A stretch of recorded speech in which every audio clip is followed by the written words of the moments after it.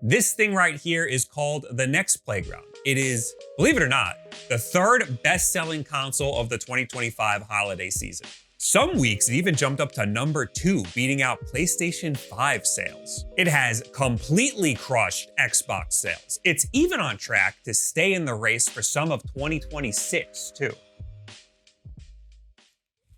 This is the console wars these days, folks. We have a tablet, a console, a camera, and whatever the hell Xbox is doing these days. This is not designed for a guy like me. This is designed for kids and families. You control pretty much everything with just your body. It's a little bit like a Microsoft Kinect, if you remember that. Except the Microsoft Kinect had a lot more camera tech in it. Yes, we've gone backwards somehow.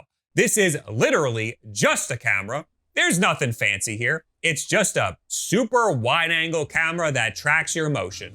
Your body is the input device, and it works about exactly as you'd expect it to work. It does say that it uses an AI-powered motion engine. I can't find any sources online that tell me what the hell that means. And if you use the thing, you won't know what that means either, because it really does just feel like it's a camera that's just tracking your motion like normal with nothing fancy going on. And somehow, it's outselling actual game consoles. It's a serious contender in the console space. It has shoehorned its way into living rooms across the country. And what's absolutely baffling to me is that families seem to actually really like it, and kids are having a good time with it. I even procured some kids of my own, and I can confirm they do really like it. They had no idea what they were doing, and I can't imagine this is the best way for them to play a video game. There are so many better ways to play games out there. But if you're just an adult that wants to tire out some kids, I can kind of see the appeal here. The massive caveat is that this little thing is $250. It is still cheaper than something like a Nintendo Switch 2, and it does come with 5 free games. But if you want any more than that, you're going to have to buy the subscription service. The subscription is either $50 for 3 months, or it's $90 for the year. Those are your only 2 options. I'll admit though, it does come with a seemingly endless supply of games. But I can't help but feel like that's a little predatory. A monthly subscription for a children's toy is a little bit insane. This is also insane because this box is beating out the Xbox. And everybody is mad at Xbox right now for focusing so heavily on their all-you-can-eat subscription service, Game Pass. This Nex Playground is essentially doing Game Pass. The difference here is that this is targeted at kids and families, and the subscription is the only option. You cannot buy these games. If you want any of them, you have to get the subscription. So as somebody who reviews every game console under the sun, I needed to see why. Why is this thing so popular? What does this do that a Nintendo Switch can't do? It looks like such a massive waste of money from where I'm sitting. So let me just waste some money on it for a video then. This video is sponsored by Surfshark. So make a left, make a left, make a left, a left, make it, and you're dead. Hey Martha, how's that book going? So you guys want to do something else? And you queued back up, okay. I'm gonna make this a little easier for you. Don't tell anybody I'm doing this. I'm gonna VPN you into Egypt so you can get better lobbies. Martha, don't try to talk me out of it. Give me that controller. VPNs like Surfshark can change your location so that you can access content that is otherwise blocked in your country. Some people use it to get easier lobbies in games. You're not supposed to do that. Please don't tell anybody. They're old. Help them out. They need it. VPNs also encrypt your data so that nobody on your network can see what you're doing, whether you're on public Wi-Fi or at home, or on Martha and what's his name's crusty Wi-Fi. Hey Martha, do you or your dumb husband know what the Wi-Fi password is? Oh, never mind. I got it. I'll plug it back in. Oh, it's Comcast? Never mind. Surfshark 1 gets you their VPN, private web search, data leak alerts, and their antivirus, which is also helpful protecting you against vulnerabilities. There's no risk to trying Surfshark, and they offer a free 30-day money-back guarantee. Go to surfshark.com/den for an extra 4 months of Surfshark VPN. See, now isn't that just way easier? Left, left, Left. I mean, right. See, you're never gonna prestige like that. By the way, that controller's not on. It's never been on. The light's not on. Martha, you gonna cook something up? We gonna order something or what? Let's order something. Did your adult son put Uber Eats on your phone? Give me your phone. Go get your phone. Give me it. It is literally just a cube. It has a camera, a USB-C for power, and an HDMI port. That's it. No other I/O at all. So even if you could hack this thing, it would be essentially useless because there's nowhere for you to plug anything in. It does come with a remote that takes 2 AAAs and will almost certainly get lost. This remote is a little baffling to me. It has a circle right here on the top, which is essentially just a directional pad. It's not a scroll wheel. There's a button in the middle of the circle, and there is also a back button and a home button. This remote could easily just be a controller. All they would have to do is move these 2 buttons on top of each other like they would be on a Wiimote. Now, if you move the controller sideways, you have a simple NES-style controller. But they really don't want to let go of the fact that this is a camera for motion games. You are not to use this as an input device under any circumstances. There was one game where the remote kind of controlled something as a sort of special game mode, but that was it. We were so close to having a real opportunity to play real games on here. Of all of the games, there's like 1 million games, and none of them use this. The device is cute, I'll give it that. I think it looks pretty cool, and I like the colorful colors. It is extremely pointy on the edges, which is an interesting choice for a console targeted at kids who are gonna be flailing around really close to this thing. Setting it up really took no time at all. It's extremely easy. I did not use the included HDMI cable, and everything was fine. I even one time didn't use the included USB-C cable for power, and everything just ended up being fine. It uses just a 5-volt USB-C, which is like extremely generic, so I really don't see what the big deal is, but it's not recommended to not use the power that came provided in the box. I do really like the playful UI. If anything, this device is really well designed. I can see why it's popular in that way. The product design is great and the marketing is working. Since it's just a big wide-angle camera, they recommend that you place this camera as close to the edge of your console table as possible. Otherwise, half the screen will be taken up by the table it's sitting on, and short little kids will be blocked by the table. This is unfortunate because now it's ugly. You got all these cables sticking out and you can see all of it. It'd be much nicer if it could be recessed back. Maybe if it was a little taller, if it had maybe a little stand it could sit on so that it could see over the edge of a console table. That way it could be recessed back and live in your TV stand and have an unobstructed view. The setup maybe took all of about 5 to 10 minutes. Some of it is done on your phone via a QR code, so that took up a decent amount of time, and then you gotta connect to your Wi-Fi and you gotta use this stupid keyboard. After it updates, you'll be greeted with the 5 games it comes included with. Fruit Ninja but it's Whack-A-Mole, Fruit Ninja but it's Soccer Balls, Fruit Ninja but it's WarioWare, and Beat Saber. Not actual Beat Saber. Fruit Ninja is literally the same iPhone app that I remember from over a decade ago. The difference is there is a noticeable, painful lag when you're moving around. And no, it's not my TV. I play video games on this TV, and it's fine. This is the killer app of the whole console. Everybody knows what Fruit Ninja is, so this is like the Wii Sports of the Nex Playground. This is what old people will want to play. This is even what little kids see and go nuts over, as stupid as it sounds. This Whack-A-Mole game is like a dumbed-down Fruit Ninja. It's rated for younger kids than Fruit Ninja is. And I think that's just because there's no menu to navigate. I tested Fruit Ninja with some kids, and they could not grasp the concept of the menu and kept backing out and trying to press everything. The Whack-A-Mole game just kind of gets you into the game. This soccer game is you're just a goalie and you're blocking shots that are going into a goal. There's this WarioWare Mario Party type game where you play different mini games. I can see this one being confusing for kids because there's a few different mini games with different mechanics. It's a little bit chaotic. And again, your input device is just your body into a camera. It's janky as hell. And finally, there's the rhythm game. This actually has a bunch of licensed songs. So I'm probably not gonna play much audio from that. There is a bit of lag, but the game is forgiving enough where you don't really notice it. There's 2 different types of game modes for this too. One of them has you slashing on the beat, and that's the one that is a lot closer to Beat Saber. And then there's another one where it has you holding on the beat, and that one is not as good. This game is actually pretty good, and it comes with free songs, but there are more songs you can get, and in order to get them, you need to buy the Play Pass. Oh, hell yeah. As I mentioned before, the Play Pass is $90 for the year or $50 for 3 months.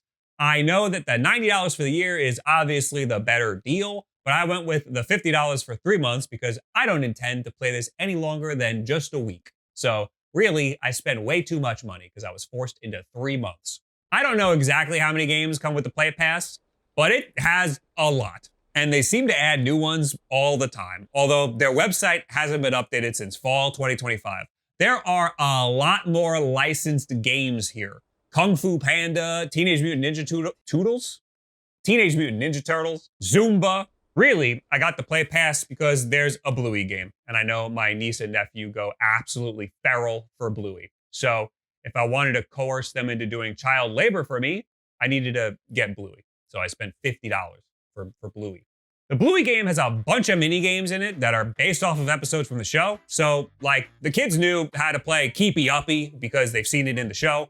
This was the only game that I could see that had any sort of controller support at all. I controlled a third character with the remote while the kids played with their bodies. It was infinitely easier to play this game with a controller than it was to play with your body. So it kind of felt like cheating. The kids rapidly played through a bunch of different games, which I guess is good because it holds their attention, and I guess that's kind of the benefit of having the Play Pass. They were absolutely horrible at every game. I don't really know what I was expecting. But the most important thing, they had a lot of fun with it. So there must be something here, which is making me feel really old and out of touch as somebody who likes video games and video game hardware specifically. This cannot possibly be the best option for kids and families these days. I grew up with video games, so watching kids these days grow up with this, 150 different types of Fruit Ninja, it's aging me rapidly. Now might be a good time to mention a major concern with parents is probably that this is just another camera in your living room. So they've included this little magnetic camera cover that you can just cover it up with. But obviously, you can't have the camera covered when you're using it. It does connect to the internet because it needs to download stuff. I guess you can just disconnect it from the internet when it's done downloading stuff. It also shouldn't be recording or storing any footage. There is one game, that WarioWare Mario Party one. That one recorded some of the gameplay and gave you the option to keep the recording or not. And it didn't even store it here. It like sends it to your phone. But I understand that concern, and they understand it too. That's why they included a camera cover. My niece and nephew are a bit on the young side. They're about where you would want to start with a console like this. Fruit Ninja is rated for 6 and up, but a game like the Whack-A-Mole game, it's literally called Whack-A-Mole, it is rated for 3 and up. I mentioned before that they had issues navigating the menus. They also had issues understanding how the camera works. They very frequently tried to touch or punch the TV screen as if it were a big iPad. So that's problem number one. When the motion tracking wasn't working to their liking, they just kept moving closer and closer to the TV until they were right up against it, which is also an issue because the camera loses tracking if you're too close or out of frame. The camera does an okay job recognizing who's playing and who isn't if there's a lot of people in the living room, but it doesn't do an amazing job. Each game makes you do something like stand in a certain spot and lift your hands up, but it did frequently randomly start tracking a different person or just lose connection with the player entirely. So whatever AI nonsense they claim to have tracking your motion isn't very impressive. It's not as good as what Xbox had over a decade ago. And I know that was a camera that had way more tech in it, but this thing is $250. It's been over 15 years, and this is literally just a camera. That's all it is. It does nothing else. The kids can't actually navigate the menus themselves. An adult will almost certainly need to be present to man the remote. I'm sure given like 1 or 2 more play sessions, the kids can learn how to play it on their own. I just can't help but think that there has to be a better way to do this. There has to be a better console for all ages. A motion tracking camera cannot be the best input device for kids and families, unless it was like way more advanced. There has to be something else. Maybe it would help if there was better on-camera cues per game. Like the Fruit Ninja avatar is good, but it's really not good enough. If only there was some type of input device, something that could be a little more intuitive, something that you can use like a remote, but like for the game, like I don't know, a Wiimote. The Wiimote is maybe the best motion tracking input device because it's just a cursor. It's obvious what's being tracked, and it's obvious that you're not touching the screen. Don't touch the screen.